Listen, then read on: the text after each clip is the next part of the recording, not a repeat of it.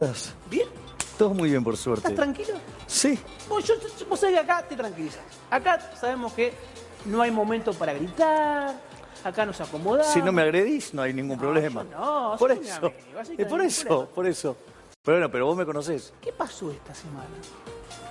¿En términos a qué? Toda la política hablando de vos, de repente un día te acusaron de todo, te enojaste con Larreta. No, a ver, me parece que de vuelta es poner el foco sobre las formas y no sobre lo que dije, que era lo verdaderamente importante. Es decir, donde básicamente, así como están siendo expuestos a varias operaciones digitadas desde el jefe de gobierno en la ciudad de Buenos Aires, digo, el propio, por ejemplo, Rubinstein denunció, digamos, que el jefe de gobierno lo puso a López Murphy para perjudicarme a mí, o, digamos, el caso de Facundo Manes, digamos, señalando, digamos, lo que le está haciendo Larreta. Bueno, digamos, o sea, yo, digamos, dejé de manifiesto el tipo de operaciones que estaba montando, digamos, o sea, con medios afines. O sea, donde ya, digamos, o sea, en algunos casos se vuelve tremendamente obsceno, ¿no?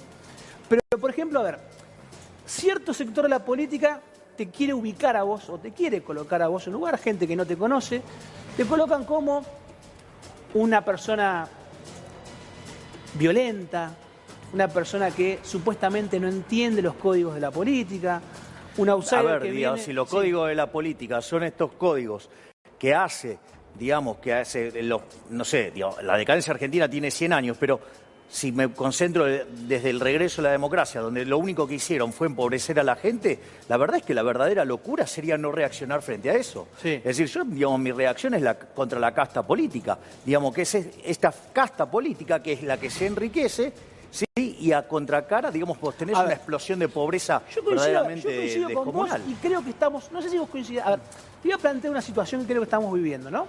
Estamos viviendo en un momento donde no se puede decir nada.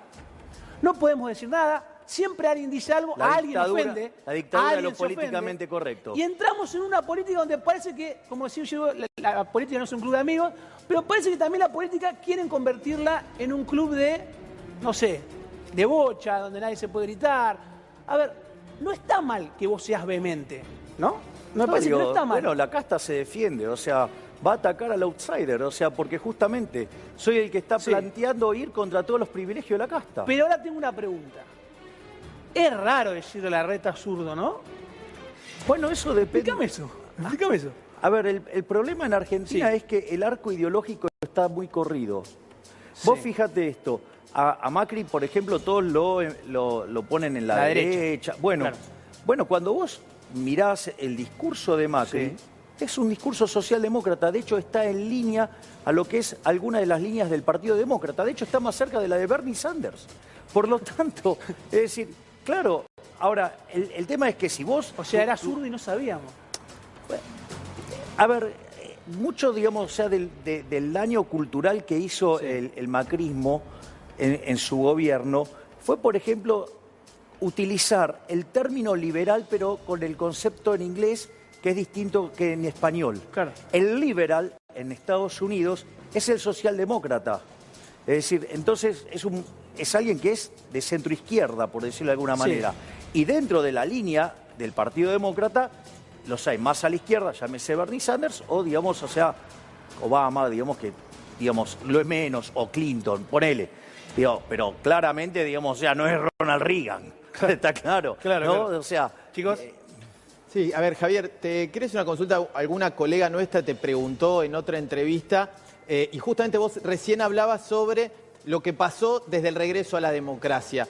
Y la pregunta que te ha hecho la colega y que acá quiero volver a preguntarte es, ¿qué noción tenés vos de democracia y si efectivamente vos creés en la democracia como el sistema para transformar la realidad? Yo creo que esa respuesta tiene dos partes, ¿sí?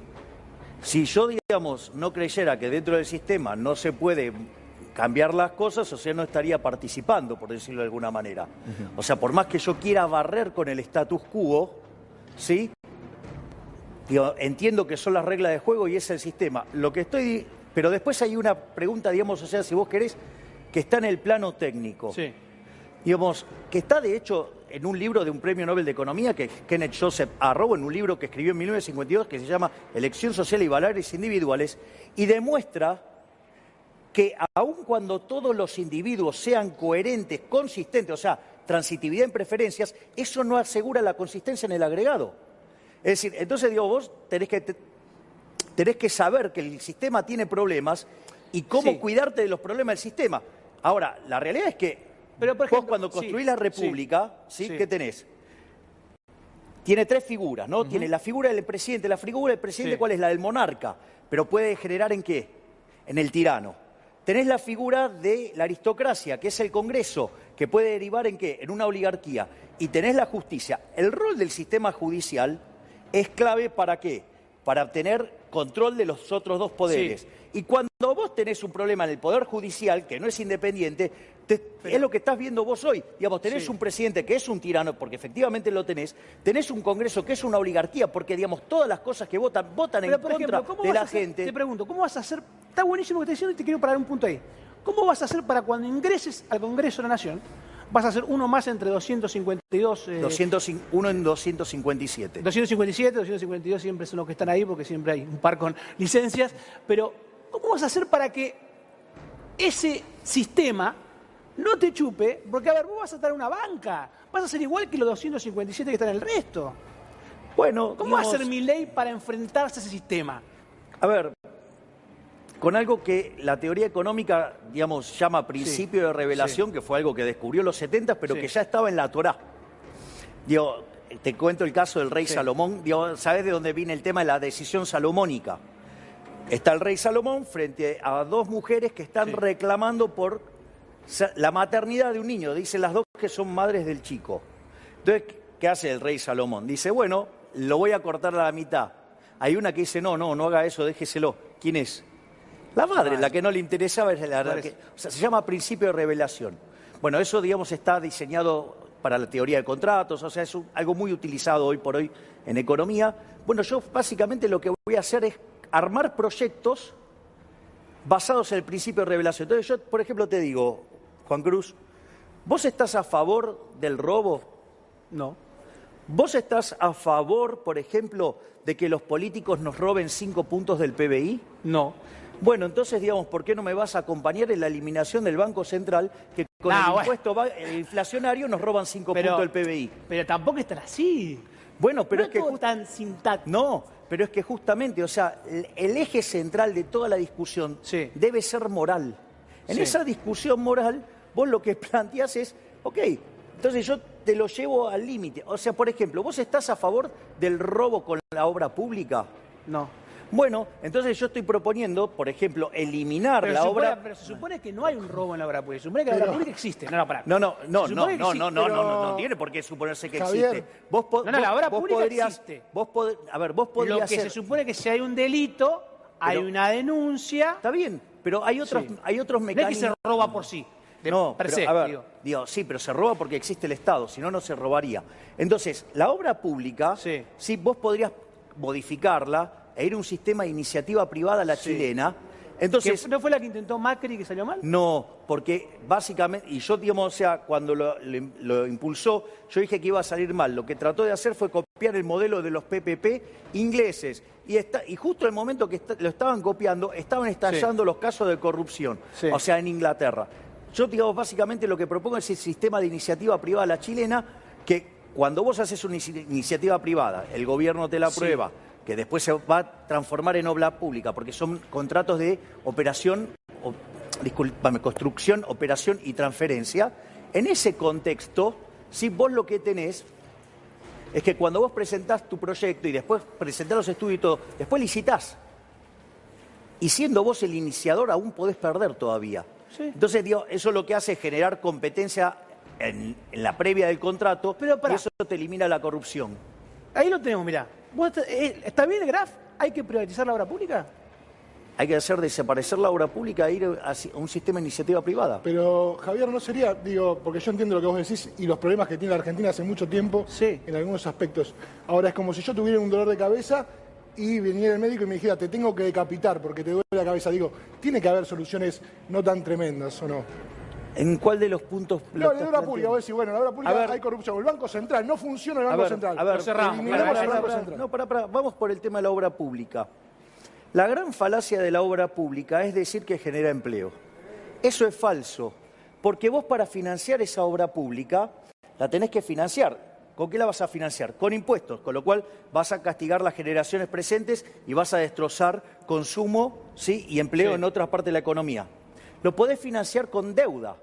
O sea, eso es todavía peor, porque en realidad las deudas son impuestos futuros, pero además son fuertemente inmorales, porque a las cosas que está disfrutando la generación presente le estás cargando los costos a la generación futura. Es como que o sea, vos te vayas de joda y le pases la cuenta a tu hijo. Es una cosa aberrante, que quizás ni siquiera nació, ni siquiera votó. Sea una cosa verdaderamente aberrante. La otra es que lo financie con emisión monetaria. Cuando vos lo financiás con emisión monetaria, generás el impuesto inflacionario. El impuesto inflacionario tiene varios problemas. El primero es que es profundamente regresivo, pega 20 veces, discúlpame, entre 25 y 30 veces más fuerte sobre los sectores más vulnerables. No solo eso, genera un distorsionamiento en el funcionamiento del sistema de precios que castiga, digamos, a la coordinación dentro, digamos, del proceso de inversión y que eso se manifiesta en que se pierde un punto 58 de crecimiento. Eso en la historia argentina, ¿sabés cuánto es? Javier. Hoy podríamos tener el PBI per cápita Una sola Estados pregunta Unidos. sobre esto, Javier, sobre esto. Sí, ¿Hay algún país del mundo que funcione sin Banco Central y sin obra pública? Sí. A ver, por ejemplo, en Chile, digamos, lo que vos tenés son este sistema que No hay Banco Central en Chile. Pará, pero vos me dijiste obra pública. No, sin Banco Central y sin obra pública. No me lo alteres. No. Tranquilo. A ver, yo te estoy explicando. A ver, esto que yo estoy presentando, digamos, por el tema de la obra pública, digamos, o sea, es el sistema chileno. Además, yo le hice unas mejoras que en realidad tienen que ver con cláusulas de way out, son muy técnicas, que inventaron los peruanos y con sistemas de incentivos en las obras, sí, que inventaron los suizos. O sea, ese sería el paquete, un paquete anticorrupción súper eficiente.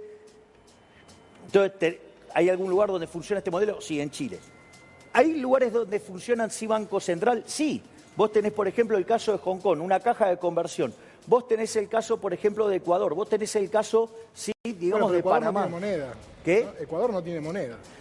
Argentina tampoco tiene moneda. Sí, se llama peso, Javier. No tiene moneda. ¿Sabes por qué? Porque cuando vos tenés que hacer una transacción importante, la haces en dólares. Es más, ¿por qué? Porque la moneda tiene que tener 3 características para ser denominada moneda. Una es que sea reserva de valor. ¿A vos se te ocurriría, sinceramente, guardar tus ahorros en pesos? Yo ahorro en pesos, sí. Bueno, lo mal que te va a ir. Bien, ok, digamos, se hace Bueno, eso. pero se me ocurre, digo. No, está bien, no, está bien, es tu decisión. O sea, lamento, digamos, Tu que peso, estés tu decisión. demostrando que estés destrozando Sí. tu consumo futuro. Lo siento profundamente en el alma, pero bueno, es tu decisión. haciendo un pésame, porque ahorrás en pesos. Yo no soy quien, digamos, para cuestionar tu decisión. O sea, es tu decisión, tu plata, vos haces lo que se te dé la gana. La otra es lo que sería medio de, digamos, o sea, unidad de cuenta. Sí. Si vos te fijas, vas a comprar una casa o bienes de capital o bienes muy importantes, no están determinados en pesos, están determinados en dólares. No, yo, O sea, bueno, entonces, primer punto, no cumple la de reserva de valor. Hay que dolarizar la moneda. Para. No cumple la reserva de valor, no cumple el medio, digamos, la unidad de cuenta, porque funciona en algunas cosas y en otras no. Y lo único que cumple es el medio de pago generalizado. ¿Por qué? Porque tenés el curso forzoso. Pero, por ejemplo, ¿vos considerarías dolarizar la economía directamente? A ver, yo lo que Sacar el peso del curso legal y... Sí, digamos, o sea, digamos, mi alternativa es eliminar el Banco Central. Ahora, eso tiene 4 etapas. Primero tenés que reformar el sistema financiero, porque, digamos, la única función que hoy tiene el banco técnicamente es básicamente ser prestamista de última instancia. Entonces, primero tenés que reformar el sistema financiero, después los podés poner a competir. Digo, todo el mundo se vive enojando de cuando rescatan los bancos. ¿Sabés que si vos haces, digamos, banca Simon y además competencia de bancos, se acabó rescatar a los bancos? El que hace la cosa mal quiebra. O sea, tema no menor, porque implica no socializar la pérdida. No solo eso, vos podés hacer la competencia de moneda. La realidad, ¿cuál es? Que el argentino ya eligió la moneda. La moneda que eligió el argentino es el dólar. Sí. En ese contexto, vos lo que tendría que hacer el Banco Central, cumplidas las 3 reformas señaladas, es tomar los dólares que tiene cash para honrar la base monetaria Sí. y la deuda que tiene con el resto de las instituciones y con los individuos, ¿sí? Les tendría que dar un título público del Ahora, gobierno. Javier, y no se fue- acabó el problema. No fue mal cuando la Argentina hizo la convertibilidad de $1 a $1. No, eso es falso. La, Eso es la falso. salida fue mala. No, pero... Pero la a salida ver, fue porque no había camino, se había No, destruido pero, la a ver, industria, A ver, vamos a... se perdieron empleos. Es falso eso. Es A falso. ver, si vos analizás un trabajo de Gerardo de la Paulera, Bossoli e Irigoyen, que se llama Passing the Buck, ¿sí? Lo que hace ese trabajo es analizar todos los gobiernos de la historia argentina. Sí. Casualmente el mejor gobierno de la historia argentina es el primer gobierno de Menem. Es decir, justamente, digamos, la convertibilidad. O sea, porque, digamos, la primera parte es digamos, los primeros 2 años la vive sí, pifiando. estabilizó, Pará. Después vino un segundo No, gobierno pero de Menem. Pará. Digamos, bueno, en ese mismo por ranking el priorización, segundo todo. gobierno queda tercero. Claro. A ver, entonces, digo, después te puede gustar, no te puede gustar el resultado, bueno, eso es otro problema. Ahora, te la pará, cambio la pregunta, entonces, quizás. digamos, o sea, primero, digamos, vos tuviste 10 Sí. años de estabilidad. Segundo, en el siglo XX fue el único proceso de crecimiento genuino que tuvo la economía Por argentina. eso, O sea, y se ahí te creció pregunto, de ¿vos modo crees genuino. que la convertibilidad de ese 1 a 1 fue quizás demasiado extensa en el tiempo? No es un... ¿Y eso generó que la salida haya sido tan mala? No, el problema no fue el 1 a 1. Porque esto es lo que vos, porque creer que el problema fue el arreglo monetario es creer que vos podés arreglar los problemas estafando Sí. a los más vulnerables. O sea, a mí me parece demencial eso. O sea, porque los que terminás castigando con mayor fuerza es a los más vulnerables. O sea, básicamente el problema con la convertibilidad no es el problema de índole monetario, no es el problema de reformas estructurales que generaron crecimiento genuino, sino que en realidad el verdadero problema fue, digamos, que el gobierno no quiso poner las cuentas en orden. O sea, vos no podés vivir con déficit fiscal permanente. Ahora, si vos Pero, querés, Javier, si vos querés vivir hago con un- una política de déficit fiscal permanente, vas a pagar las consecuencias. Argentina de los últimos 120 años, en 110 tuvo déficit. ¿Cómo querés que termine? Mal. No puede terminar bien. O sea, siempre termina mal. Cuando vos mirás la historia de las crisis argentinas, ¿sabés cuál es, digamos, de 24 crisis? Digamos, hay 10 tienen déficit fiscal alto y 14 tiene descomunal. Pero Javier, yo te hago una pregunta con esto que vos decís, y yo concuerdo en mucho lo que decís en los datos. Ahora vos decís, hubo 110 años de déficit fiscal. Ahora, la desocupación en Argentina grande, como la empezamos a conocer ahora, que nos hace cotidiano, empezó en los 90, Javier. Hasta que asumió cierre de Carlos Saúl fábricas. Menem en el gobierno. Eso es cierto. La desocupación nunca superó un dígito. Menem se fue del gobierno con un 18% de desocupación No. y 50% de pobreza. A ver, Digo, no, los ¿ese, dat- no, ¿ese también es el mejor gobierno de la Argentina? no, es falso lo que estás diciendo. No, A ver, no miento, hay una- Javier. Quizá me equivoco, pero no miento. No, el dato es falso, digamos, o sea, a ver, Argentina, digamos, es cierto, hay una parte de lo que decís es cierto. Argentina es la primera vez que supera una tasa de desempleo por encima del 10%, ocurre durante el gobierno de Menem, cuando Argentina en diciembre del 94 recibe el shock tequila. Y después de ahí a Argentina le cuesta perforar ese 10%, pero no se va con ese nivel de desempleo. Quien se va con esos niveles de Es de la desempleo Rúa ahora. Sí. es de la Rúa. Bueno, Tenés razón. bueno, no es lo Tenés mismo. razón. Ok. Y eso ocurre en el medio de una ¿Qué es crisis. la continuidad? ¿O no? No, bueno. Y que recurrió a no es Caballo lo también. mismo, no es lo mismo. Digo, Bueno. o sea, si vos crees que Menem Sí. es lo mismo que de la Rúa, No, yo pienso bueno, que tenemos un Caballo problema. empezó y Caballo terminó ese No, proceso. pero a ver, pero eso, mira, ese punto, ¿sabes qué? A mí me encanta. Me encanta, ese punto es un punto muy bueno para discutir. Caballo, sin lugar a dudas, o sea, es uno de los tipos más brillantes que ha tenido la historia argentina, sin lugar a dudas. Ahora, no es lo mismo que vos evalúes el Caballo que fue presidente en el Banco Central en 1982, no es lo mismo que evalúes a Caballo de la convertibilidad durante el primer gobierno de Menem, y no es lo mismo que vos evalúes a Caballo durante lo que fue la crisis y la convertibilidad con De la Rúa. ¿Sabes por qué? Porque, a ver, vos sabés, digamos, cuando vos tomás los primeros libros de economía, ¿sabés cómo se llamaban? Economía política. Claro. Es decir, porque la economía es un instrumento. O sea, si vos no tenés el brazo político que te aguante, Esto no funciona. Entonces, ¿qué es lo que quiere decir? Cavallo fue todo lo maravilloso que fue durante el gobierno de Menem, Sí. gracias a Carlos Saúl Menem. Y Cavallo terminó en problema que terminó durante el gobierno de la Alianza porque el presidente era Fernando de la Rúa. Javier, te voy a hacer 3 preguntitas que quiero...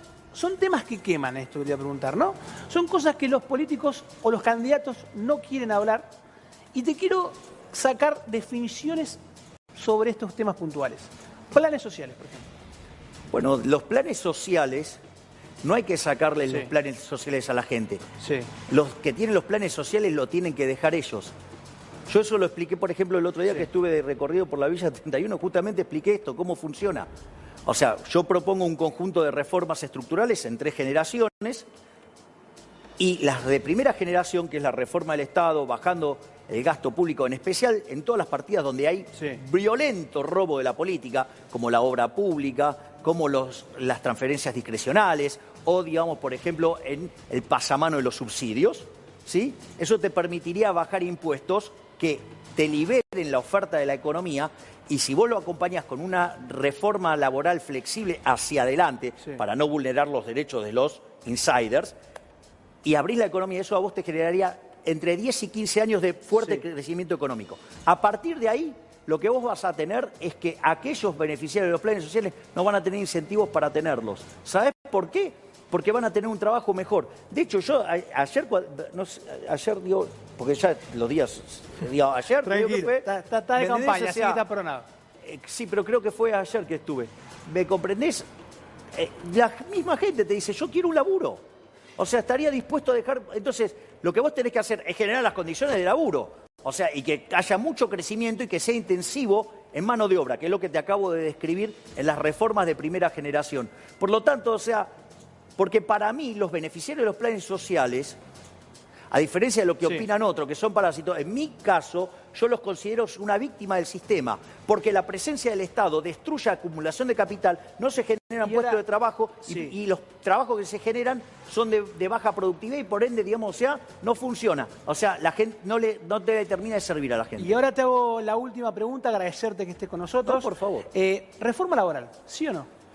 Es que vos tenés que inexorablemente ir a un sistema de reforma laboral que sea más flexible. Vos pensás que... Ay, qué palabra, reforma laboral y flexibilidad. Bueno, es como... está bien, pero ¿sabés? Asusta. Bueno, yo Caballo y Menem. mira, a ver, yo entiendo que asuste, Juan Cruz, ¿sabés qué? Sí. A la gente también le asusta la Por eso libertad. te pregunto para que le saquemos el miedo a Por esa eso, gente, saquemos dale. el miedo. Mira, ¿qué te muestra la evidencia empírica? Sí. Que aquellos países que tienen los sistemas laborales más flexibles Sí.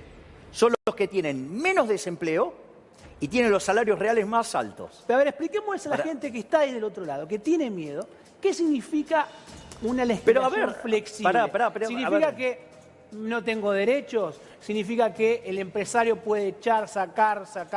¿Significa eso? No. Pero, a ver, digamos, claramente vos, a ver, hoy tenés 6 millones Sí. de personas que trabajan en la marginalidad. Sí. Así que, ¿de qué estamos hablando? O sea, el sistema está colapsado. O sea, hay 6 millones que no tienen ningún tipo de prestación de nada. Y si vos seguís así, Sí. el problema es que, ¿por qué te crees que el mayor desempleo se concentra sobre los más jóvenes? Porque son los que van tratando de ingresar al mercado laboral y a ver, si vos cada vez que tenés que despedir a un trabajador, digamos, tu empresa va a estar al borde de la quiebra, no vas a contratar trabajadores. Claro. Entonces, el problema está ahí. Esto es como vender, o sea, cuando vos, digamos, o sea, el control de capital es lo mismo. Si vos no podés salir, no vas a entrar entonces. Esto es lo mismo. Entonces, si vos, eso te va a generar una situación de conflicto, digamos, que te puede hacer perder la empresa, ¿sabes qué vas a terminar haciendo? Vas a invertir todo intensivo en capital. O sea, ¿y eso qué va a hacer? Va a contribuir, ¿me entendés? ¿A qué? Y a que haya menos empleo y que la gente esté peor y que solamente va a poder beneficiarse una sola parte. Entonces, ¿qué? De vuelta, si hay algo que, digo, mira, hay un montón de cosas en la teoría económica que la evidencia empírica están avalada. Una es, cuanto más flexible es el mercado laboral, más laburo hay para todos. Sí. O sea, esa es la realidad. Ahora, digo, si no te gusta es otro problema. Javier, me quedé pensando, ¿cómo vas a hacer en el Congreso de la Nación, por ejemplo, si te toca formar parte de los bloques y trabajar dentro de la oposición con la gente que quizás hoy estás vos enfrentando? El arretismo, el macrismo. Porque si también estoy enfrentando, digamos, al kirchnerismo. No, está bien, pero ¿qué vas a hacer? ¿Te vas a Digo, aislar? porque yo soy No, más... O generalmente... sea, a ver, tiene mucho más en común con los K, María Eugenia Vidal, que chatea con, digamos, con Máximo Kirchner. A ver, ¿sí? ¿cuánto es? A ver, ¿cómo? Y claro, digamos, María Eugenia Vidal tiene mucho más en común con Máximo Kirchner que yo. Si ella chatea con Máximo Kirchner, yo no. O sea, es más, o sea, el propio Larreta, digo, quiere hacer un acuerdo con Massa. ¿Qué quiere que te diga? Trato de entender cómo va a ser mi ¿viste? ley en el Congreso, No, porque la política es acuerdo. Claro, Javier, no por se eso. sabe confrontar, O sea, también hay que acordar algo. Me imagino... No, yo no creo en eso. ¿Qué es un monobloque, por ejemplo? A ver, no, Pero yo si no hay acuerdo, creo en ¿cómo hacer generás? proyectos, no, Sí. yo creo en hacer proyectos basados en el principio de revelación. Entonces, si vos no aceptás esto, Es casi algo- mesiánico. Claro, Tengo la bueno. razón yo y si no... no A ver, no un- puedo estar un equivocado. proyecto O sea, tiene que tener una a ver, mayoría. mirá qué interesante, Sí. porque cuando yo llevé esto, y lo voy Sí. a plantear en estos términos, el riesgo no es fácil, porque, o sea, mirá si alguien me demuestra que estoy equivocado, quedé recontra en offside. O sea, y yo, sin embargo, no tengo ningún problema en andar en esa discusión. Pero que alguien me explique, por ejemplo, si quieren defender que tengamos Banco Central, ¿por qué quieren robarle los políticos a la gente 5 puntos del PBI? Yo no estoy de acuerdo. Es decir, que me expliquen por qué creen que eso es bueno. Entonces entonces, si alguien me puede explicar que los políticos te roben 5 puntos del PBI, está bien, yo no tengo ningún problema. O sea, explíquenselo a la sociedad. A mí no me lo vas a vender. Y después, supongamos que por algún milagro llegaras a explicarlo. Digo, después vamos a ir a la discusión técnica. Y ahí te voy a demostrar que es imposible tener la peregrina idea del Banco Central independiente, de que el Banco Central puede hacer las cosas bien, porque eso es técnicamente imposible. Para que el Banco Central funcione como pretenden, digamos, si hubiera independencia y todo, ¿sabes todas las que tenés que saber? Mira, tendrías que saber las preferencias de todos los agentes de la economía, pasadas, presentes y futuras. Tendrías que conocer la tasa de preferencia intertemporal, es decir, cómo cambias consumo presente por consumo futuro para todos los agentes de la economía, con todos los bienes de la economía. Tendrías que conocer la función de producción de todos los bienes de la economía, presente y futuro, con lo cual, además tenés que conocer el patrón de inversión y además tenés que conocer el progreso tecnológico, tenés que conocer las tasas de amortización de cada uno de estos bienes. Y como si todo esto fuera poco, tendrías que saber también, por ejemplo, cómo va a mutar las dotaciones, porque hay cosas que en algún momento sí podían ser insumos y hoy no, y al revés. Entonces, tendrías que saber todo eso y además las expectativas de inflación. Para saber eso tenés que ser omnisciente, omnipresente y omnipotente. O sea, debería ser Dios. Por eso, digamos, el último libro de Hayek, ¿cómo se llama? La fatal arrogancia. No es que el otro lo hace mal porque es tonto. Vos podrías poner a Einstein, a Alan Turing, a John Boyd Neumann, a Oscar Morgenstern, a Mahatma Gandhi, ¿sí? Y a la Madre Teresa de Calcuta, y la idea socialista siempre va a funcionar mal. ¿Por qué? Porque requiere tener una capacidad de conocimiento que no hay ningún ser humano que la pueda tener. Javier, un placer.